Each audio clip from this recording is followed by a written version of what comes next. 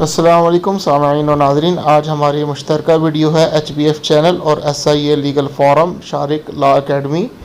आज हम जानेंगे advocate high court Irfan Ali Shah साहब से नौजवान वकला के बारे में कि उनकी प्रोफेशनल लाइफ कैसे बेहतर हो सकती है और वो अपने कैरियर को कैसे बेहतर से बेहतरीन कर सकते हैं। आए हम जानते हैं। अस्सलाम वालेकुम वरहमतुल्लाहि वबरकातुहू। सर, क्या हाल चाल है? ठीक ठाक हैं? वालेकुम अस्सलाम, मैं बिल्कुल ठीक ठाक हूँ। बैद सर, हम आज आपसे जानना चाहते हैं कि नए आने वाले वकला भाइयों के लिए क्या चीज़ बेहतर है और क्या टिप्स आप बताना चाहेंगे जो उनकी प्रोफेशनल लाइफ को बेहतर से बेहतरीन कर दे। जी बिल्कुल उबैद, आपने बड़ा अच्छा क्वेश्चन किया जी।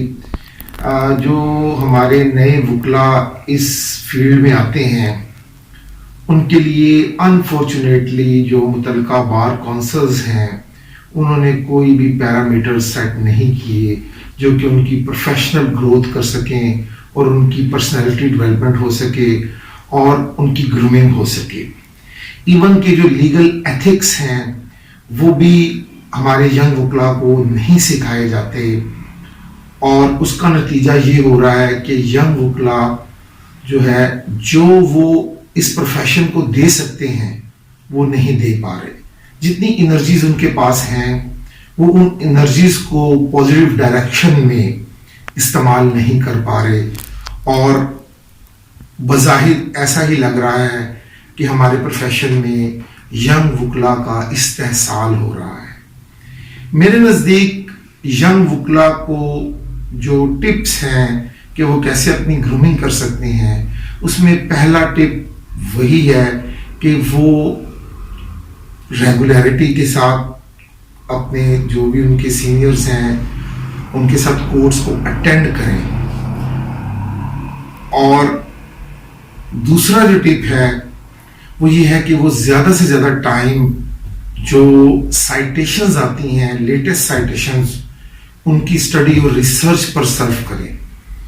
क्योंकि एक बड़े नामवर वकील से किसी ने पूछा कि आप वकील क्यों बनना चाहते थे, तो उन्होंने जवाब दिया, because I want to study for ever and ever, यानी कि मैं हमेशा हमेशा मुतालिया करना चाहता हूँ। तो वकील और मुतालिया यानी कि लेटेस्ट साइटेशंस, लेटेस्ट लॉ की स्टडी जो है वो लाज़िम मलज़ूम है। तो लाइब्रेरी को टाइम देना भी बहुत ज़्यादा ज़रूरी है।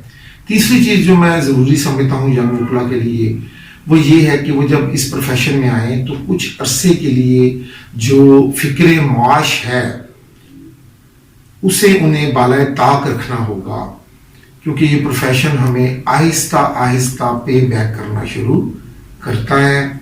और अगर हम शॉर्टकट कोई ज़रिया अपनाना चाहें और फौरी गेन करना चाहें तो वो इस प्रोफेशन में पॉसिबल नहीं है।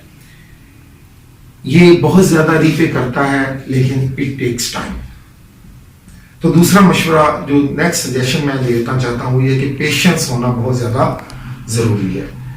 थर्ड चीज़ जो कि अमूमन अपने जो सीनियर वकला साहिबान हैं वो कन्वे नहीं कर पाते अपने जो यंग एसोसिएट्स होते हैं, वो बड़ी अहम चीज़ ये है कि उन्हें मुकम्मल कोर्ट प्रोसीडिंग्स के बारे में कोर्ट फाइल से आगाही लेनी चाहिए। मैं अपनी बात को थोड़ा सलीस कर देता हूँ कि जब भी कोई यंग वकला कोर्ट में प्रेजेंट हो तो अमूमन ट्रेंड ये है कि ये टाइटल है जनाब, इसमें क्या डेट हुई है या नेक्स्ट डेट दे दें, ये ट्रेंड चलता है। मगर मैं यहाँ पर सजेस्ट करना चाहता हूँ यंग वकला को कि they must go through the order sheet. उन्हें जो कोर्ट की ऑर्डर शीट है उस पर जो लिखा होता है उसे पढ़ने की आदत डालनी चाहिए, क्योंकि उससे ही वो सीखेंगे। जो ऑर्डर शीट है वो एक संगे मील की हैसियत रखती है लर्निंग प्रोसेस में। कोई भी किसी भी किस्म की वकालत हो, फौजदारी हो या सिविल हो, अगर आप ऑर्डर शीट को नहीं पढ़ पाएंगे तो आप एक अच्छे वकील नहीं बन सकते। تو جو میں نے چیزیں آپ کے گوش گزار کی ہیں اس میں یہ کوشش کی ہے کہ جو عام فہم باتیں ہیں جو ہر ایک کو پتہ ہے کہ محنتی ہو، ایماندار ہو، ریگولر ہو، پنکچوئل ہو، یہ چیزیں تو بالکل ہیں، اس سے تو ہم بالکل بھی ان چیزوں کو نظر انداز نہیں کر سکتے. لیکن جو ٹپس میں نے آپ کو بتائی ہیں کہ کورٹ میں اپیرنس، پھر شام کو office work, library time, court file کو پراپرلی اسٹڈی کرنا، اور جو کورٹ میں ڈے ٹو ڈے آرڈرز چلتے ہیں اس آرڈر شیٹ کا باقاعدہ مطالعہ کرنا، ٹھیک ہے، ان چیزوں کا خیال رکھنا بہت زیادہ ضروری ہے. کیونکہ جب تک آپ ان تمام چیزوں کو اسٹڈی نہیں کر پائیں گے آپ وکالت کے شعبے میں کامیاب نہیں ہو سکتے. کیونکہ دیکھیں یہ ایک چین پروسیس ہے. فار ایگزامپل جب آپ کی کوئی، اگر ہم سول کی ایگزامپل لیں، پلیڈنگز ہیں تو اس کے بعد ایشو فریم ہوں گے، اس کے بعد جناب ایویڈنس جو ہے وہ پروڈیوس کی جائے گی، جب ایویڈنس کمپلیٹ ہوگی تو فائنل آرگومنٹس ہوں گے. تو یہ اگر آپ کو یہ تمام سٹیپس فائل سے نہ پتہ چل رہے ہوں تو آپ بالکل ہی جو ہے وہ میری نظر میں ایک کامیابی کی طرف نہیں جا سکتے. کیونکہ جب بھی آپ نے سپیریئر کورٹس کی وکالت کرنی ہے تو آپ کو اگر ان چیزوں کا نہیں پتا ہوگا تو آپ کبھی بھی کامیاب نہیں ہو سکتے. پھر میں جو ایک اور سجیشن دوں گا کہ کوشش کیجئے کہ خود سے لکھنا سیکھیں. دیکھ کر لکھیں بے شک شروع میں، لیکن خود سے لکھیں. وہ جو مکھی پہ مکھی مارنے کا کانسیپٹ ہے کہ اسٹینو کو کہہ دیا کہ جناب یہ دعویٰ نکال دو، اس میں چینج کر دی، اس چیز کو کی حوصلہ شکنی ہونی چاہیے. You must learn how to played.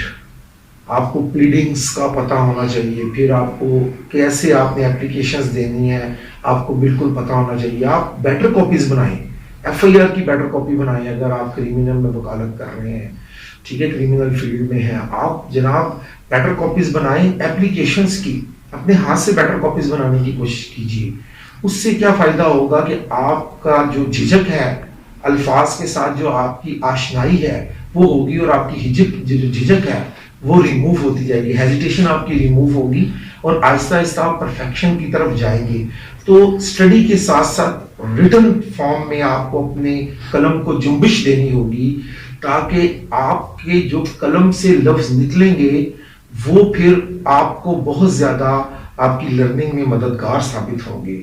تو یہ وہ بنیادی چیزیں ہیں جو کہ میں ایک نئے آنے والے اپنے ایسوسیٹ کو بتاتا ہوں کہ اس کو آپ اپنے، وہ جو پرانی زمانے میں بزرگ خواتین کہتی تھی کہ پلو سے باندھ لیں، تو must keep in your mind, آپ اپنے پلو سے باندھ لیں چیزوں کو، کہ اگر آپ یہ جو میں نے بنیادی چیزیں بتائی ہیں اگر آپ اس کو گو تھرو نہیں کرتے، اگر آپ اس کو ان ڈیٹیل جو ہے وہ اس کا مطالعہ نہیں کرتے ان تمام چیزوں کا، تو آپ شاید ارننگ تو کر لیں لیکن آپ لرننگ نہیں کر سکتے. اور ارننگ ایک ٹیمپریری چیز ہے، جبکہ لرننگ جو ہے وہ پرماننٹ چیز ہے جس سے ساری عمر آپ کا ساتھ دینا ہے. تو پلیز آپ آتے ہی ارننگ کی طرف کنسنٹریٹ نہ کریں، صرف لرننگ پر توجہ دیں. Thank you.